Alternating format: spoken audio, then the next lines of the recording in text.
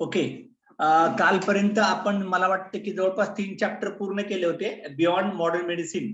म्हणजे जिथं ॲलोपॅथी काम करायचं बंद होतं तिथं डीएक्सनचं प्रोडक्ट कसं चांगलं काम करतं याची प्रत्यक्षात माहिती लिहिली होती डॉक्टर सी पण कोशिंनी, जे आहेत युरोपमध्ये मॅरेथॉन रनर, स्वतः डॉक्टर आहेत आणि सध्या नायजेरियामध्ये डीएक्सनचं चांगलं काम करतायत.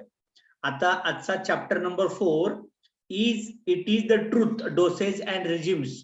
म्हणजे सगळ्यात महत्वाचं हे 100% खरं आहे की ह्याचे डोसेस कसे असायला पाहिजेत आणि रेजिम म्हणजे राजवट नेमकं काय असायला पाहिजे ब्रीद वाक्य. तर त्यांनी असं लिहिलंय, when health is lost all is lost. जर तुमचं आरोग्यालाच काय झालं तर तुमचे सगळं प्रॉपर्टी वगैरे सगळं झिरो आहे. सगळ्यात महत्वाचं. त्यामुळे सगळ्यात मोठ्यात मोठी टॉप प्रायोरिटी तुम्ही कशाला द्यायला पाहिजे? आरोग्याला, आपल्या हेल्थला. What is the truth? खरं काय आहे? Truth is anything that has no evil in it. म्हणजे खरं 100% सत्य आपण त्यालाच म्हणतो, त्याच्यात अजिबात खोटारडे पण नसायला पाहिजे. 100% ट्रान्सपरंट असलं पाहिजे, प्युअर असलं पाहिजे, अजिबात वाईटपणा त्याच्यात कुठलाही येता कामा नये. असं मी प्रोडक्ट खाल्लं आणि माझ्या बॉडीला त्यांनी काहीतरी वाईट घडलं असं होताच कामा नये. तसं every single modern pharmaceutical drug has an array of side of toxic effects.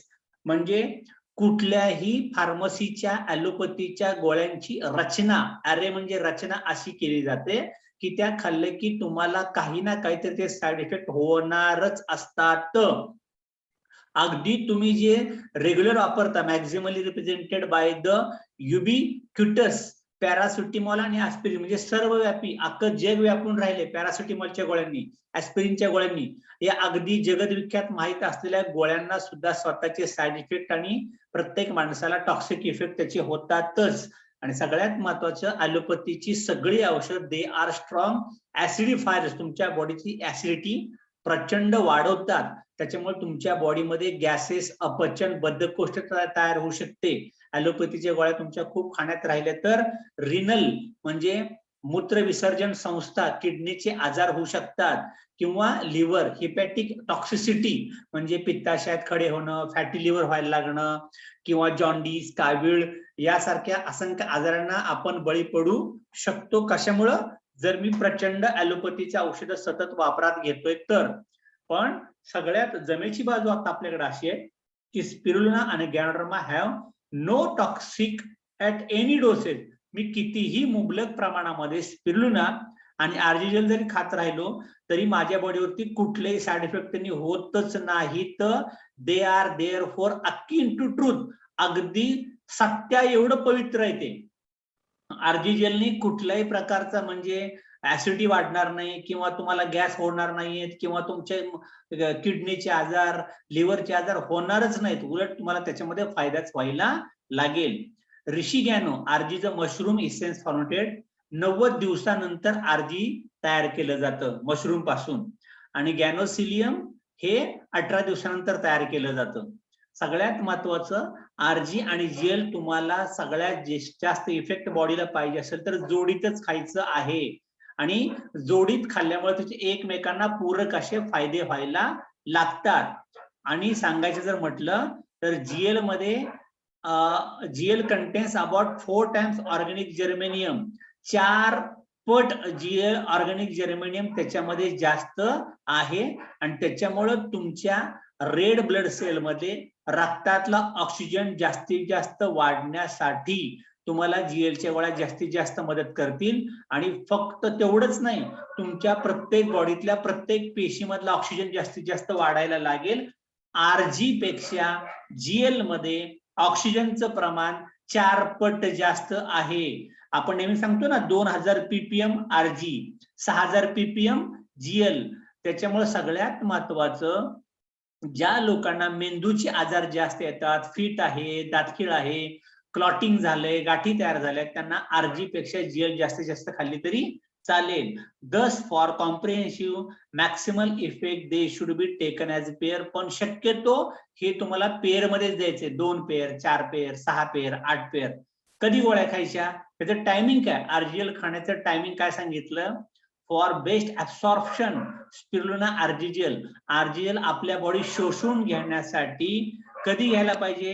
Is best taken half an hour before meal, जेवणाच्या अगोदर अर्धा तास घेणं कधीही चांगलं आहे.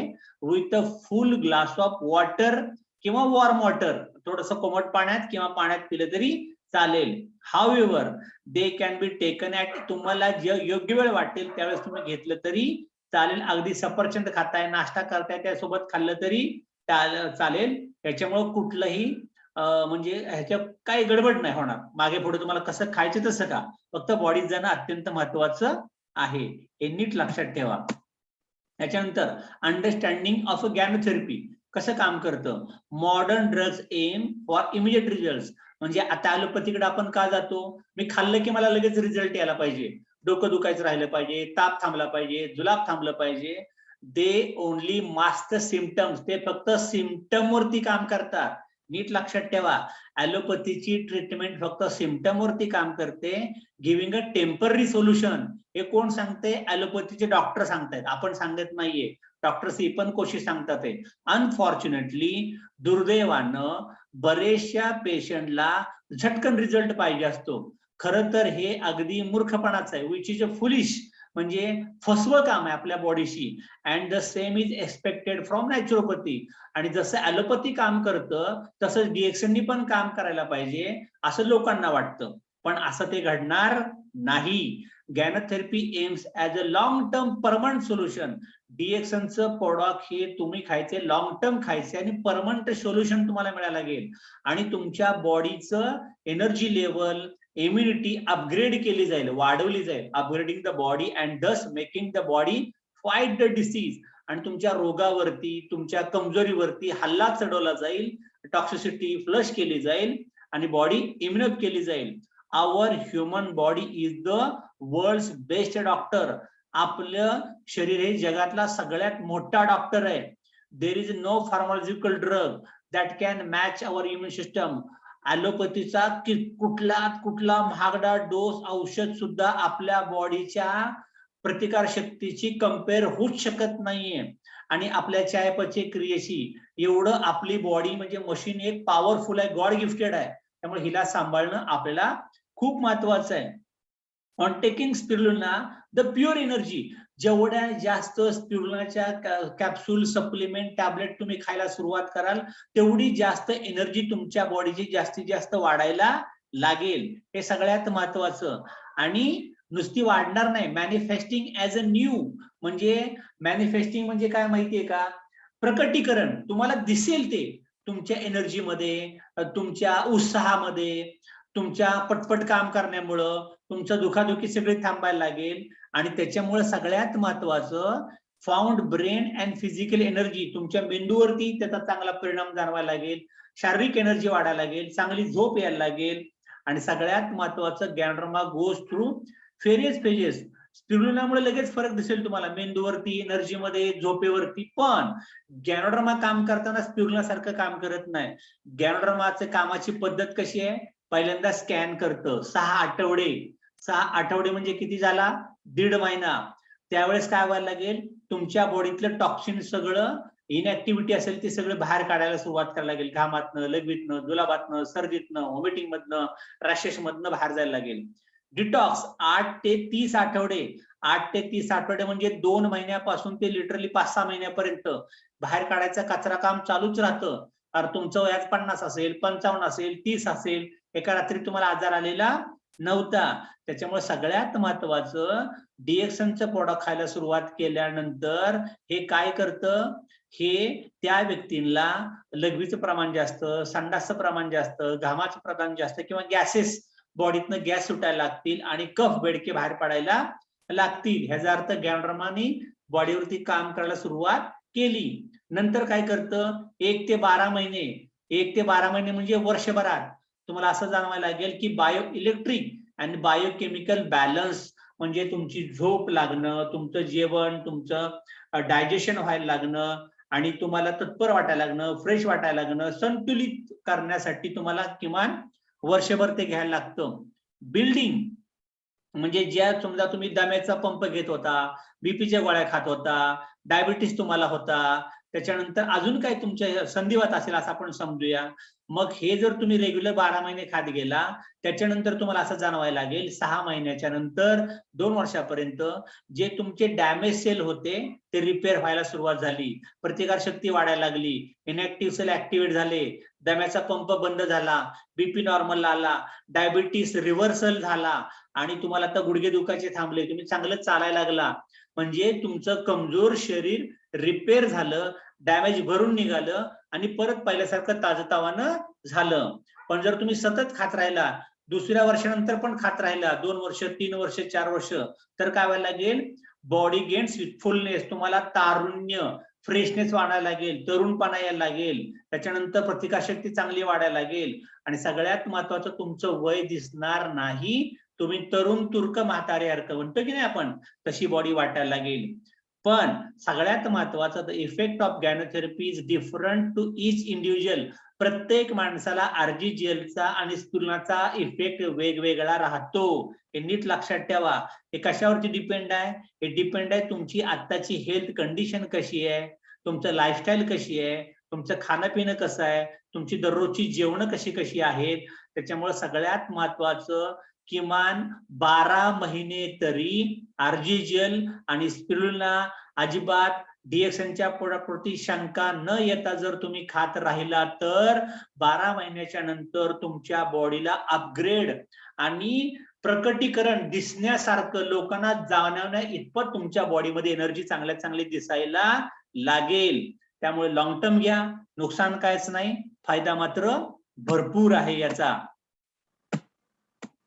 याच्यानंतर अजून काय सांगितलंय, अपोजिट इफेक्ट रिएक्शन म्हणजे काय, म्हणजे डीएक्सनचं प्रोडक्ट खायला सुरुवात केल्यानंतर symptom worsen before they get better. लक्षणं खूप वाईट दिसायला लागतात. जे जसं जसं बरं व्हायला लागेल तसं तसं तुम्हाला वेगळं विचित्र वाटायला लागेल. मग काय व्हायला लागतं, हे का घडतं, this happens as toxins are eliminated. म्हणजे तुमच्या बॉडीतनं कचरा पूर्ण बाहेर पडायला सुरुवात झाली आणि प्रतिकारशक्ती पण तुमच्या बॉडीतली वाढतीये आणि सगळ्यात महत्वाचं तुमच्या बॉडीचं ऍसिडिटी कमी कमी होत तुमच्या बॉडीचा pH ratio alkalisation is taking place. म्हणजे आपण कायापालट म्हणूया, तुमच्या बॉडीचा कायापालट करायची ताकद आरजेल मध्ये.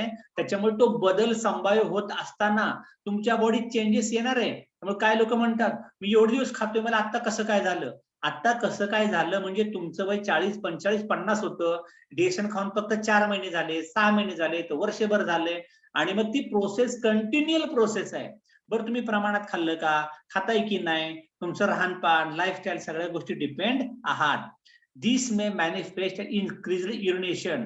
त्याच्यामुळे तुमची लघवी वाढल्यासारखी दिसायला लागेल, तुमचं पोट जास्त साफ व्हायला लागेल, तुमच्या बॉडीतनं गॅसेस जास्त सुटायला लागतील किंवा कफ बेडके तुमचे जास्त पडायला लागतील. आणि हे जर तुम्हाला सहन होत नसेल तर जे आता डीएक्सनचे डोस तुम्ही खाताय ते डोस अर्धे करा, कमी दिवसा, म्हणजे काही थोड्या दिवस तुम्ही अर्धा डोस करा, पाव डोस करा, कमी करा, पण परत रेग्युलर वाढवत चालूच ठेवा, म्हणजे तुम्हाला बरं वाटायला लागेल. सगळ्यात महत्वाचं मेगा थेरपी, हे नीट समजावून घ्या. बरीच लोक कंटिन्युअस फोन करत राहतात. त्यांनी काय सांगितलं बघा, इनट्रेसेबल सिव्हिअर डिसीज स्टेजेस, म्हणजे जे डिसीज डॉक्टरला 100% ट्रीटमेंटच होत नाही, त्याचं ट्रेसेबिलिटीच नीट होत नाही, अशा पेशंटला रिकव्हरी जर येत नसेल आणि बऱ्याच वर्षापासून लोक आजारीच आहेत, तर सगळ्यात महत्वाचं अशा क्रोनिक पेशंटला, ज्याला मोठे आजार आहेत, त्याला किमान 12 आठवडे म्हणजे 3 महिने तुम्हाला मेगा थेरपी द्यायची आहे. मेगा थेरपी द्यायचे. This is up to 30 pairs a day. 10 RGGL सकाळी, 10 आरजीजीएल दुपारी, 10 आरजीजीएल रात्री. पावडर काढून गरम पाण्यातनं असं मस्तपैकी शेक करून करून तुम्ही देऊ शकता. 30 pair per day. This mega dose can be continued for weeks. आठवडे हा डोस तुम्हाला कंटिन्युअस ठेवायचा आहे आणि हा आठवड्यात पण चालेल, महिनाभर पण ठेवा. जोपर्यंत त्याला आता जो त्रास होतोय, कॅन्सर वाढत चाललाय, शुगर वाढत चाललीये, एखादा ट्युमर वाढत चाललाय, जोपर्यंत त्याच्यात साईज मध्ये बदल दिसत नाही, त्याला चेंज वाटत नाही, तोपर्यंत 30 पेअरचा डोस अजिबात कमी करायचाच नाही. नीट लक्षात ठेवा. This is specially effective in cancer. Specially cancer मध्ये हे खूप चांगलं काम करतं. HIV मध्ये चांगलं काम करतं. लिव्हरचा आजार कुठला असेल तर खूप चांगलं काम करतं. किडनी फेल्युअर पेशंटला चांगलं काम करायला लागतं. पण लक्षात ठेवा 30 पेअर पर डे खायलाच लागेल. हे फूड सप्लिमेंट आहे. अजिबात घाबरायची गरज नाही. If it would be ideal to take mega therapy with advice of a doctor who understand ज्ञानथेरपी. ज्याला ज्ञानथेरपी माहिती आहे, ज्यांनी ते प्रोडक्ट खाल्लंय, अशा लोकांच्या सोबत डिस्कस करून तुम्हाला ते घ्यायचंय. पण आता जर आपण बघितलं, such doctors are a rare commodity now. म्हणजे आता सध्याच्या कंडिशनला ऍलोपॅथीमध्ये असे खूप कमी डॉक्टर आहेत जे DXNचं प्रॅक्टिस करतात. बट विथ दिस बुक, पण ह्या पुस्तकाच्या साहाय्याने, ओके, या पुस्तकाच्या सहाय्याने, जे पुस्तक स्वतः लिहिलंय MD DM ज्यांनी झालंय, डॉक्टर इपन कोशी, ते म्हणतात ते पुस्तक दाखवा, ही माहिती त्यांना दाखवा. इमर्जिंग लिटरेचर भरपूर त्याच्यावरती आली. हे जर तुम्ही दिलं तर भरपूर सारे डॉक्टर आता ज्ञानथेरपी द्यायला बदल ऍक्सेप्ट करतील. कारण लोकांनी 14 लाख 20 लाख पैसे घातलेत, रिझल्ट तर येत नाही, कंडिशन खराब होत चालली, माणसं जातील. त्याच्या अगोदर आपण 30 पेअर पर डे बिंदास ट्राय करू शकता. आणि किती सांगितलंय फक्त त्यांनी? 3 आठवडे, म्हणजे 12 आठवडे म्हणजे 3 महिने. मला नाही वाटत की फार मोठा खर्च त्याला येईल. लिटरली लोक किती पैसे टाकतात, लाखो पैसे घालवतात. त्याच्याऐवजी जर मी 30 पेअर पर डे, म्हणजे फार महाग नाहीये. म्हणजे जम्बोचा सेट तुम्हाला 360 जर आपण म्हणलं 30 पेअर दररोज, तर 12 दिवस तुम्हाला जाईल. 12 दिवस लिटरली 12 दिवस जर एक जम्बो लागतो तर 3 जम्बो फक्त लागतील तुम्हाला. असे 3 जम्बो, म्हणजे 3 जम्बो 1 महिन्याला, 3 चोक 12 जम्बो. 12 जम्बोचा जर मी विचार केला तुम्हाला, तर साधारण 1 लाख रुपयाच्या आसपास बजेट जातं. पण 1 लाख रुपयाच्या आसपास जर बजेट त्याचं जात असेल आणि त्याला जर रिकव्हरी चांगली येत असेल आणि तो जर चांगला होणार असेल तर काय हरकत आहे. शिवाय त्याची टोटल बॉडी चांगल्यात चांगली व्हायला लागेल. कॉमन क्वेश्चन्स लोकांच्याकडनं कायम एक कॉमन क्वेश्चन काय विचारले जातात? Is there any dose limitage? Is there are any toxicity? म्हणजे या डोसचं काय लिमिटेशन मी घेऊ शकतो का? किंवा ह्याने माझ्या बॉडीमध्ये अजून काहीतरी विषारी पदार्थ वाढतील का? There is no dose limitation. ह्या डोसचं अजिबात लिमिटेशन नाही. यांनी अजिबात बॉडीमध्ये कसलंही टॉक्सिसिटी, विषारी घटक वाढतच नाहीत.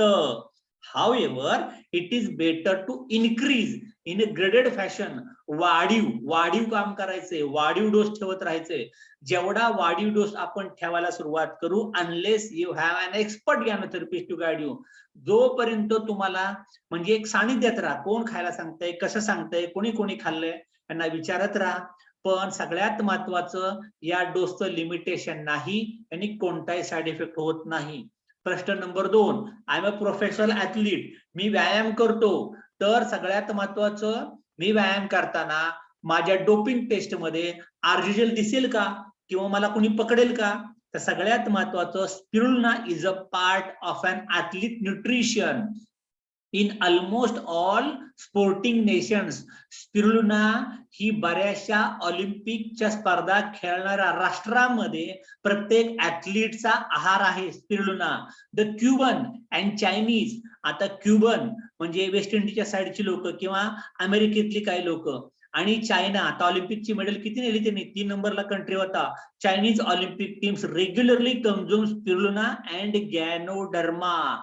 चायना, जपानला आता टोकियो ऑलिम्पिक होतं की नाही, कसं काय सगळ्यात 1 नंबरला गेलं सगळं मेडल तिकडं? कारण ते खातात स्पिरुलिना, ते खातात गॅनोडर्मा, आणि त्याच्यामुळं डोपिंग टेस्ट तर येणारच नाही, कारण डिटॉक्स करतं बॉडीला. त्याच्यामुळं तुमची जर मुलं खेळात भाग घेतात, स्पोर्ट्स मध्ये भाग घेतात, तर त्या लोकांना बिंदास स्पिरुलिना आर्जिल खायला द्या, कारण चायनीज, जपानीज खातात रेग्युलर ते. तिसरा प्रश्न, I live in developed country with no pollution. मी अशा देशात राहतो तिथं अजिबात पोल्युशन नाहीये आणि मी तर आता निरोगी आहे, मग मी कशाला खाऊ आर्जिजल? काय गरज आहे मला त्याची खायची? मला नको आता, मला काय आजारीच नाही, मग मी का खाऊ? अशी लोक बरीच म्हणतात ना आपल्याला. मग ते सांगतात, अर्थ इज वन, पृथ्वी एकच आहे, पृथ्वी 2 नाहीये, पृथ्वी एकच आहे. It is imprudent to think pollution. म्हणजे त्यांनी असं म्हणलंय, हा अविवेकी विचार आहे की मला कुठं काय झालंय, मला कुठं करोना झालाय, गावाला होतोय, अरे पण त्याच्या हवेतनं होऊ शकतो ना तुम्हाला. म्हणजे हा अविवेकी विचार आहे की अशी लोक विचारतातच कशी काय की मला आता काय झालेलं नाहीये. कारण तुम्ही ही पृथ्वी तलावर एकच आहे, सगळ्यांची हवा तीच आहे, सगळ्यांचं पाणी तेच आहे, सगळ्यांचा खानपान आहार तेच आहे. त्याच्यामुळे पोल्युशन सगळीकडे आहे, ऑल ओव्हर, प्रत्येक शहरात पसरलंय, गावागावात पसरलंय पोल्युशन, खेडोपाडी शेतावरती फवारण्या चालू आहेत, प्रत्येक खेडोपाड्यापर्यंत करोना पोहोचला की नाही. मग तिथं असं म्हटलं का मला कुठं झालंय, इथं कुठं पसरतोय. Pollution from anywhere will reach at micro levels. आणि पोल्युशन एवढा इफेक्ट तुमच्या बॉडीवरती करते, जगभरामध्ये पोल्युशन एवढं वाढत चाललंय. त्याच्यामुळं अगदी तुम्ही डेव्हलप कंट्रीमध्ये जरी असाल, त्याच्यामुळं त्याच देशातली भरपूर लोक डिप्रेशनमध्ये असतात. ऑस्ट्रेलियामध्ये लोक आत्महत्या करतात, एवढं छान देश आहे, छान कंट्री आहे. आणि सगळ्यात महत्वाचं, and these are the best brain tonics. पण आपलं आर्जिजल आणि आपली तुलना डिप्रेशन घालवेल, शिवाय हे ब्रेनचं आपल्या चांगल्यात चांगलं टॉनिक आहे. सगळ्यात महत्वाचं, prevention of disease makes curing of disease obsolete. Literally मेंदूच्या निगडीत असणारे आजार 100% रिकव्हर होतात. You can get that in your life. तुमचं लाईफ तुम्हाला रिटर्न गिफ्ट मिळायला लागेल. म्हणजे एवढं चांगलं आहे ते. Is there any age restriction? कुठल्या वयातल्या माणसांनी आरजीएल स्टुलना खायला पाहिजे? No, it can be given from womb to tomb. म्हणजे प्रेग्नंट लेडीज पासून ते अगदी जर्जर म्हातारीपर्यंत कुणीही किती खाऊ शकतं. Give smaller doses to children. पण तुमची लहान बाळ आहे, 1 वर्षाचं बाळ आहे, 2 वर्षाचं बाळ आहे, 6 महिन्याचं बाळ आहे, त्याला कोकोजी द्या, त्याला जीएलची अर्धी गोळी द्या, त्याला अर्धी स्पिरुलिना द्या, थोडा काळा डिएक्सनचा गुळाचा चहा पाजा वाटीमध्ये घेऊन, काही प्रॉब्लेम नाही. आपल्या अगदी लहान बाळांना सुद्धा आपण सगळं पाजू शकतो. Can be taken during pregnancy. Pregnant ladies असताना, प्रेग्नंट महिला असताना, गरोदर महिला असताना आपण त्यांना आरजीएल स्पिरुलिना देऊ शकतो का? They should be taken in pregnancy. गर्भावस्थेत त्यांनी ते घ्यायलाच पाहिजे. का घ्यायला पाहिजे? Strength given to uterine muscle insurance. म्हणजे तिच्या गर्भ वाढत असताना तिच्या ज्या गर्भाचे मसल्स असतात त्या बॅगच्या अवतीभोवती, ते तंदुरुस्त व्हायला लागतील, हेल्दी व्हायला लागतील, डिलिव्हरी स्मूथ व्हायला लागेल, नॉर्मल डिलिव्हरी व्हायला लागेल. सगळ्यात महत्वाचं, डिलिव्हरी चांगली व्हायला लागेल, गर्भाशयातले मसल चांगले राहायला लागतील, ताण येणार नाही, आणि सगळ्यात महत्वाचं, त्या आईला बाळाला पाजण्याकरता भरपूर विपुल प्रमाणात दूध अवेलेबल असेल, म्हणजे बाळ कुपोषित होणार नाही. Ganoderma more importantly will prevent genetic mutations. म्हणजे जर त्या घराण्यामध्ये अनुवंशिक काहीतरी आजार असतील, संधिवात आहे, दमा आहे, डोळे तिरळे येतात, केस बरोबर येत नाही, स्किनचं टेक्स्चर काहीतरी असतं, किंवा ब्रेन वीक असतो, किंवा आळशी असतात, मंद असतात, हे सगळं जेनेटिक म्युटेशन निघून जायला लागतील. दस reducing the chance of any ॲबनॉर्मॅलिटीज. तुमच्या येणाऱ्या बाळामध्ये डिफेक्टच काय राहणार नाही, सुंदर सुंदर निरोगी गुटगुटीत बाळ जन्माला यायला लागतील. त्यामुळं प्रेग्नंट अवस्थेमध्ये कंपल्सरी द्या, फायदेशीर आहे. ओके. याच्यानंतर chapter 5, how can ganoderma be a remedy for all elements. गॅनोडर्मा हा सगळ्या पॅथीपेक्षा वेगळा कसा काय, चांगलं कसं काय, हे वेगळं कसं काय काम करतं? एक लक्षात ठेवा, दारू पिणारा माणूस, if alcoholism can downgrade every cell and organ of. जो माणूस दारू पित राहतो, 1 पेग मारतो, 2 पेग मारतो, 4 पेग मारतो, आडवा होतो, खाली पडतो ना, म्हणजे तो डाऊन व्हायला लागतो. पण डिएक्शनचा माणूस 1 महिना डिएक्शन खातोय, 2 महिना डिएक्शन खातोय, 3-4 महिना डिएक्शन खातोय, गॅनोडर्मा त्याच्या विरुद्ध काम करायला लागतो. गॅनोडर्मा काय करतो? Does not cure. तो आजार नाही बरे करत, पण it upgrades our body so that our body can deal and fight disease. म्हणजे माणूस तंदुरुस्त होतो, इम्युनिटी वाढते, ताकद वाढते, स्टॅमिना वाढते, विचार करण्याची पद्धत बदलते, आणि बॉडीज हेल्दी झाल्यामुळं तीच आजार बरं करून टाकते. सगळ्यात महत्वाचं, दारू उलट करते, बॉडी डॅमेज करायला लागते, आणि डीएक्सन त्या अल्कोहोलिझमच्या अपोजिट काम करतं, शरीर तंदुरुस्त होतं आणि शरीराचा आजार बरं करायला लागतं. 7 नंबर, आर स्पिरुलिना आणि गॅनोडर्मा कॉस्टली. हे महाग आहे का? लय महाग आहे, लय महाग आहे. लोक म्हणतात ना तुमचं प्रोडक्ट महाग आहे. काय म्हणतात डॉक्टर पण कशी बघा, माझ्या अनुभवानुसार, having experience in goodness and upgrading effects of ganoderma and spirulina in myself and numerous other. म्हणजे मी जो स्वतः डीएक्सनचं स्पिरुलिना आणि गॅनोडर्मा खात गेलोय आणि इतरांना पण मी देत गेलोय, त्याच्यावरनं मी तुम्हाला हे छातीठोकपणे सांगू शकतो, हे अगदी सोन्यापेक्षा मूल्यवान आहे. Dearer than gold and any price. ह्याची अमूल्य आहे, त्याची किंमतच होऊ शकत नाही. जरी तुम्हाला ते जास्त वाटलं तर तुमच्या तब्येतीच्या तुलनेत, तुमच्या आरोग्याच्या तुलनेत they are reasonably priced by any standards. जे डॉक्टर बाहेरची बिलं लावतात, करोनामध्ये लोक गेली 2-2 लाख बिलं आणि आपली लोक फक्त चहा पित राहिली, स्पिरुलिना खात राहिली, अर्जल खात राहिली, घरीच आहे ते, ताप आला, सर्दी आली आणि ओके घरातल्या घरात. म्हणजे रिझनेबली प्राइस पडते हॉस्पिटलच्या बिलांच्या तुलनेत. पुढचा प्रश्न, आय एम ऑन मेडिकेशन. मी सकाळी ध्यानधारणा करतो, मेडिटेशन करतो, मग मी स्पिरुलिना गॅनोडर्मा खायला पाहिजे का? येस, ऑफकोर्स खायला पाहिजे. स्पिरुलिना आणि ganoderma will synergise and augment the medication. Synergise म्हणजे ते तुमच्या बॉडीमध्ये मिसळून तुमच्या बॉडीची एनर्जाइज करतं, वाढवतं. म्हणजे बॉडीला पूरक आहे आणि वाढ करतं. मेडिकेशन म्हणजे शांतता तुम्हाला मिळायला लागेल, कामनेस तुम्हाला यायला लागेल as they upgrade your body. आणि तुमच्या बॉडी जर चेंज वाटायला लागला, सून यू कॅन, तुम्हाला चांगलं वाटते, अपग्रेड वाटतंय, तर त्याच्यानंतर तुम्हाला तुमचा गार्जिजेल आणि स्पिरुलिनाचा डोस कमी सुद्धा करू शकता. reduce the medication dose to get the desired effect and gradually taper and stop as your body upgrades, normalizes. It reduces toxic side effect. जे लोकांना कॅन्सरचा आता केमोथेरपी घेतात, रेडिएशन घेतात, ज्यांना त्याच्या सोबत जर त्यांनी घेतलं तर केमोथेरपी आणि अदर ड्रग मुळे तुमच्या बॉडीला झालेले साइड इफेक्ट सुद्धा आरजीजीएल कमी करतं, स्पिरुलिना कमी करतं. कन्क्लुजन काय? कन्क्लुजन एकच आहे, we have been the gift of life. तुम्हाला तुमचं लाईफ गिफ्ट मिळालंय. Thank you God, thank you mummy papa, thank you सगळे मित्र मंडळी आपले. In this book of life we write the pages as we flip through the pages of our book. आपण याच्यावरती सगळा विचार करत गेलो. Let us fill them with health and happiness. तुमच्या संपर्कात येणाऱ्या प्रत्येक माणसाच्या आयुष्यामध्ये आरोग्य आणि समाधान मिळवायचा प्रयत्न यातनं प्रचार करत राहा. मॉडर्न मेडिसिन म्हणजे आधुनिक ॲलोपॅथी अनफॉर्च्युनेटली, दुर्दैवानं हे खूप व्यावसायिक झालंय. Is rapidly going commercial. Medical profession and money cannot be together. म्हणजे वैद्यकीय व्यवसाय आणि पैसा एकत्रित जाऊ शकत नाही. कारण पैसा फक्त जातोय, पण मेडिकल प्रोफेशन चांगलं क्वालिटी मेडिकल प्रोफेशन राहिलेलं नाही. फार्मास्युटिकल ड्रग्ज पजेस मोर टॉक्सिसिटी. जेवढं ॲलोपॅथीचा आपण ड्रग जास्तीत जास्त यूज करू, हे जास्त टॉक्सिक आहे. And capacity to cure. त्याच्यामुळे सगळ्यात महत्वाचं, बरं करण्यापेक्षा त्याचे साईड इफेक्टच जास्त होतात माणसांना फार्मास्युटिकल ड्रगचे.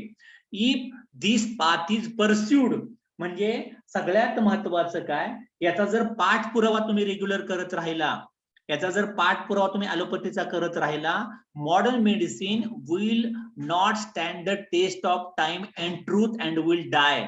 मग तुम्ही जर फक्त ॲलोपॅथीच्या मागे लागत गेला तर एक दिवस पैशाच्या परी पैसा जाईल आणि एक दिवस तुम्ही माणसाचा शेवट झालेला दिसेल. Let me conclude the whole matter. मला सगळ्या पुस्तकाचं सार खूप थोडक्यात सांगायचंय. तर इपन कोशी तुम्हाला असं सांगतात, स्टे अल्कलाइन. म्हणजे तुम्ही जेवढी बॉडी अल्कलाइन ठेवाल, अल्कलाइन ठेवा. अल्कलाइन कशातनं ठेवा?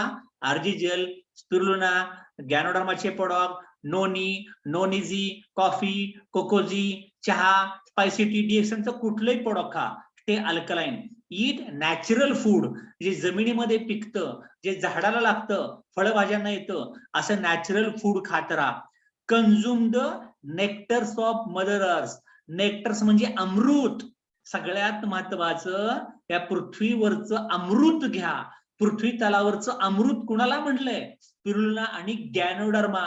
अमृत तुमच्या घरापर्यंत आलंय, हे तुम्ही घ्या आणि चांगलं राहा. You will stay young. तुम्ही कायम तरुण राहाल. And will possess boundless energy. तुमच्या बॉडीमध्ये अमर्याद एनर्जी यायला लागेल आणि इन्थुझियाझम, ढिंकाचिका, पॉवर दिसायला लागेल. हे अमृत तुमच्या बॉडीत दररोज गेलं तर बी हेल्दी, निरोगी राहा, समाधानी राहा अँड बी प्रोडक्टिव्ह. दररोज पीव्ही करा, दररोज मीटिंग करा, दररोज लोकांना मीटिंगला बोलवा. बी प्रोडक्टिव्ह. टाइमपास नाही. टाइमपास नाही म्हणजे तुम्ही आरजीएल खात नाही, स्टूलना खात नाही, कॉफी पित नाही, प्रोडक्शन दिसत नाही, याचा अर्थ मी काम करत नाही. काय सांगितलंय? बी हेल्दी, बी हॅपी आणि बी प्रोडक्टिव्ह. दररोज माझं एखादं बिल पडलं पाहिजे, जॉईनिंग वाढलं पाहिजे, बी वाढलं पाहिजे.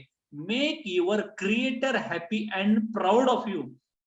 तुमच्या घरच्यांना, तुमच्या आईबाबांना, तुमच्या मिसेसला, तुमच्या नवऱ्याला, तुमच्या पै पाहुण्यांना तुमचा अभिमान वाटायला पाहिजे. असं चांगल्यात चांगलं काम करा. Thanks for reading this book. I enjoy writing. आणि तुम्ही जे मी आता सांगितलं ते माझं ऐकून घेतलं त्याच्याबद्दल तुमच्या सगळ्यांचं थँक्यू. असे म्हणतात डॉक्टर इपन कोशी. अशा तऱ्हेने आजची मीटिंग आपली संपली.